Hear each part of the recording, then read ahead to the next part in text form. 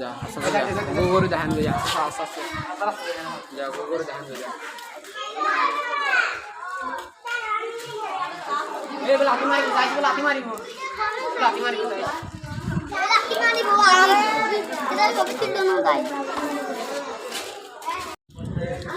এ আগে মাইন আগর কাছে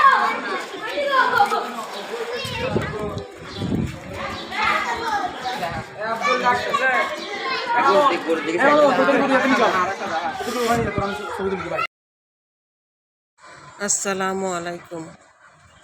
সবাইকে ঈদের শুভেচ্ছা ও ভালোবাসা জানিয়ে আমি আজকের ভিডিওটা শুরু করতেছি।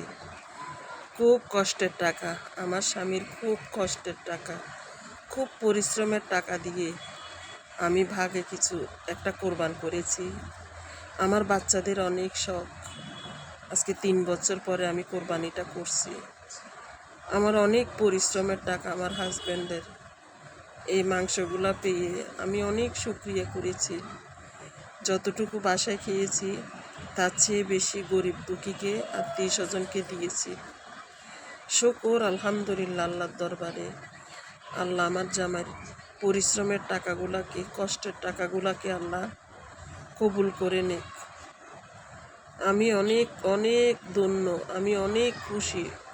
রবের দরবারে হাজারো হাজারো শুকরিয়া, লাখো লাখো কোটি কোটি শুকরিয়া। কোরবান শুধু আনন্দ না, কোরবান শুধু উৎসব না, কোরবান শুধু মাংস খাওয়ার আমেজ না।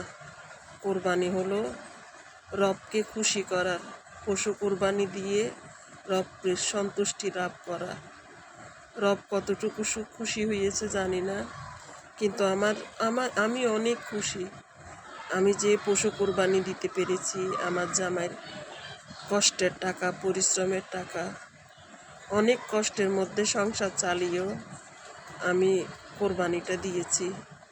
আল্লাহ কবুল করার মালিক। অনেক অনেক শুকরিয়া।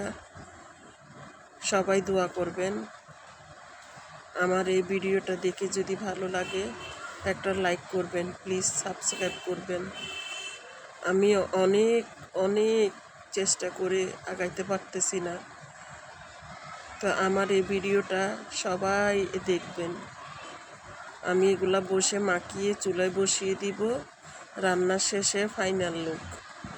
এটা হলো আমার ফাইনাল লুক। আসসালামু আলাইকুম।